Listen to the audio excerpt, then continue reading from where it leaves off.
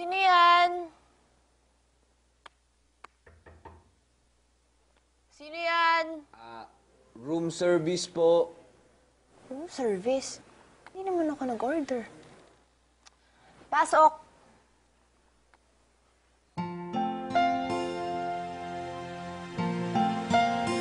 Rocky? Jimrod, tawagan mo si Whitey at saka si Georgie. Sabihin mo sa kanila, inimbita ko sila ulit dito maybe sa susunod na linggo. Mama, do you really think that's such a good idea? Tingnan niyo yung nangyari sa inyo the last time. Nagkaroon kayo ng hangover, hindi na nga kayo makatayo. Ma'am, ang ganda dito sa resort nyo. Ang ganda-ganda ng kwarto ninyo, no? Tsaka, okay dito. Kalamig. Rocky, anong ginagawa mo dito? Ang sabi kasi ni Tabs, nandito kayo. Alangan namang pumunta kayo dito mag-isa na walang driver. Kailangan nyo ng driver. Maglalakad ako. Ay, hindi kayo pwede maglakad, ma'am, kasi magpapaltos-paltos ang iyong paa. Kaya, importante talaga na may driver kayo dito. So ayaw mo na ako magkakaroon ng kaibigan? Araceli, ganun ba? Oh. Kailan ka pa ba nagmamando dito sa bahay? Mama, hindi naman ho sa Hindi ganun. naman pala eh.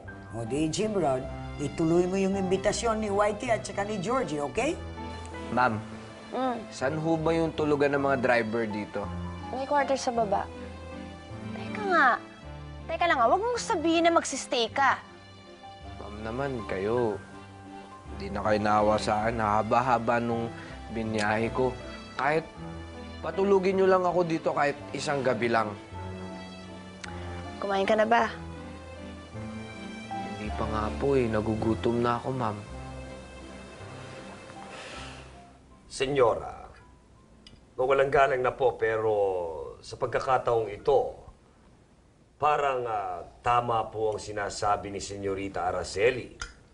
Hindi na nga ho kayo magkanda-ugaga nung huling party natin. Good evening. Ay, Georgie, ang ganda. oo nga. Ano Class to? na Resort class. ba to? Resort? Ganda. Ang ganda. Gusto ko dito. Wow. Good evening. Good evening, good Ang babait evening. nila. Dito tayo mag-honeymoon, ha? Pwede. Ano? Ah, sabi mo, pwede, ha? Ikaw din kumakampi sa kanya. Ganun ka ba? Sino bang nagbabayad ng sweldo mo? Kayo po. Ngayon pala eh. Hello po. You can say second childhood. May sinabi ka? May sinabi ka? Has everyone in this house gone nuts? Ba yan? Basta kayo dyan! Araceli, ha? Sabihan mo yung anak mo.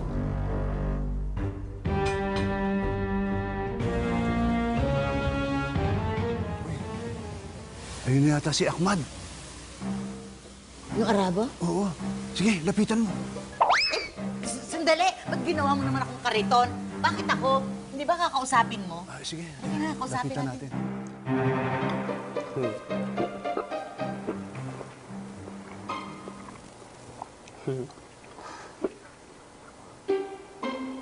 Ba't po kayo nakatingin, ma'am? Kasi ang sarap ng kain mo dyan. Nagugutom Grabe mo ka. kasi ako talaga. Kung gusto nyo, kumain din kayo. Subukan nyo. Ewan ko ba nung kay Yaya Tabs? Kabilin-bilin ako sa kanya na huwag na pagsasabi kahit kanino kung nasan ako. Baka naisip niya lang yung sinabi ni Lola Maximo. Kasi hindi pwede ako talaga humiwalay sa inyo. Kailangan ko kayong bantayan. Baka kung anong mangyari sa inyo, may kakabit kayong sakuna.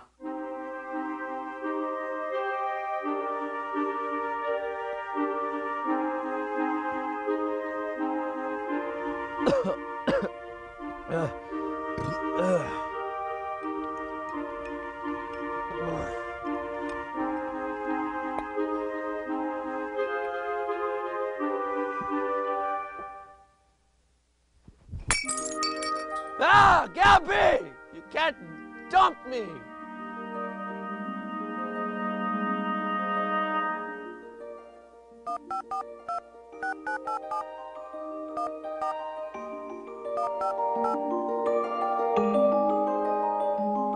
Alam mo, Rocky, walang sakuna dito sa resort. Malay nyo, ma'am. Kasi yung isang resort nyo, maganda at tahimik. Di ba? Of course. Pero anong nangyari? Muntikan tayo makain ng tiger. Hello. Hello. Hello. Hello. How are you? How are you? You are Akman? Ahmad? No. Ahmed. Ahmed Al Farouk. Ahmed And, Al hi. Who are you? I am Lolo George, the Lolo of Rocky. Oh, yes. You are the one making alok-alok the trabaho in Saudi? Yes. Eh, Rocky, dito naman sa resort na to, tahimik. Kaya nga yung mga nagre-retreat, gustong-gusto nila magpabook dito.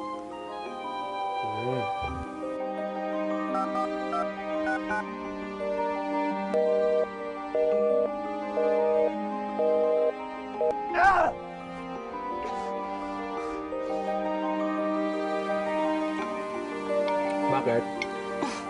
Wala, naalala ko lang yung kaibigan ko. Nakilala ko kasi yun nung mga bata pa kami bago ko nahiwalay sa pamilya ko. Ano yan eh, siya yung parang tumatayo kong protector. He's always there at the right time. Hello, Yaya Tabs. Oo, si Simon to. Hey, alam mo ba kung saan kumahanap si Gabi? Hindi kasi yung may papeles lang kasi yung kailangan ipapirma sa kanya eh. Ka? Yes, Yaya Tabs. I know. Alam kong ayaw niyo magpa-estorbo pero... Tabs. Kaso, magkahiwalay kami. Bayan, ba't ka ba sa kinakwento to sa'yo? Hindi ho, ma'am. Sige ho, tuloy nyo. Tapos, nasaan na siya ngayon? Ayun nga, nagkahiwalay kami. Pero alam mo ba, may ginawa siya sa aking souvenir. Para sa trabaho kasi kung hindi masisisante ako eh. Sige na. Hey, Tabs, please! Please, tulungan mo naman ako.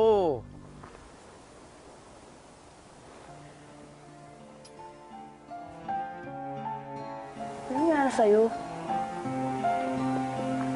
Ma'am? Ano po ito? Ito po. Seafood pasta. Masarap yan. Yan ang bestseller namin dito sa resort. Ito talaga pinakamahal dito. Yan ang bestseller namin. Kaya ubusin mo.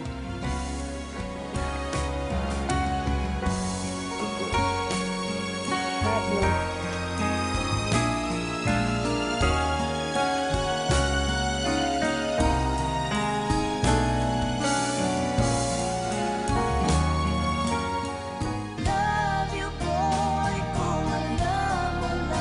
Excuse me.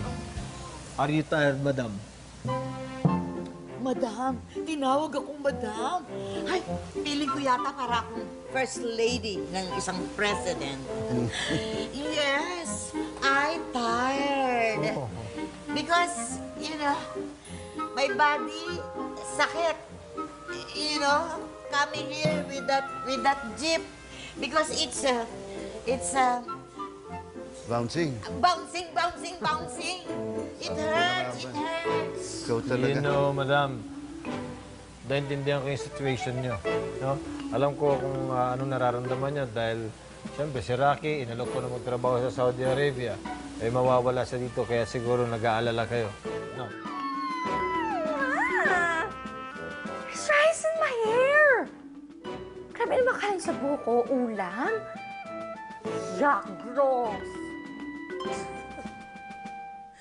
Magpasalamat ka, hindi chewing gum yan. Ewan ko ba dyan sa matandang yan? Para bang binibigyan niya na sa atin ang buong negosyo nila in a silver platter. Doesn't she realize what a lunatic she's making of herself? Aha. Binibigyan niya tayo ng ammunition. Exactly. Marunong ka magtagalog? Marunong. Abay, marunong pala magtagalog eh. Abay, dumudugo na ilong ko sa kaka-English. Yung pala, marunong ka pala magtagalog. Pero hindi niyo tinanong kung nagkakaintindi ako ng Tagalog. Ay, oo nga naman. Oo nga, may katwiran. Pero, Pero ano ha? May ibibigay ko sa inyo ang aking calling card para alam nyo ang pangalan ng aming kumpanya. Makikita nyo dyan lahat ng contact number namin, pati ang website nandyan para alam nyo kung anong klase negosyo meron kami. Pero Georgie, alam mo, cute siya ha. In fairness, galing mag-Tagalog at cute pa. Huwag kang luluko-luko, papalitan kita. And you, butting in with that second childhood stuff. Genius. Well, Mom, it's just timing and opportunity. Really? Kaya mo palang negosyo? Marami kami negosyo. Marami rin kami kinukuha ng mga Pilipino para magtrabaho sa Riyadh. Talaga? Sipin mo, no? Simon! Simon yata yun eh. Simon! Lasing nga. Anong gagawin natin? Halika. Sundan natin. Sundan natin. Habulin natin, halika. Simon! Sana naman hindi mo tinatimingan yung drive-ums na yan. Kahit na binibigyan kanya ng oportunidad. Of course not, Mom. It's just a momentary diversion. Okay? I would say it's temporary insanity. That's more like it. Can you imagine? Driver.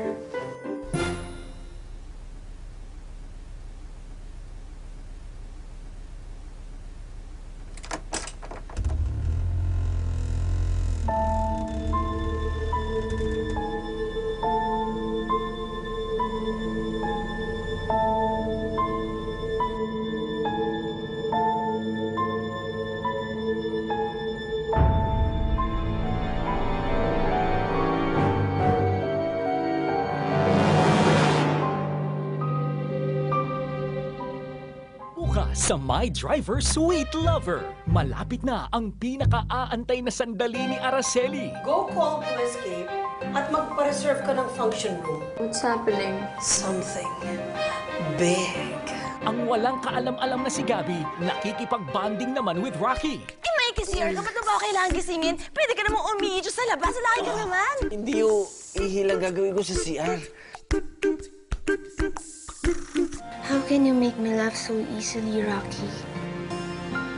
Di si Simon, di ako napapatawa ng ganito.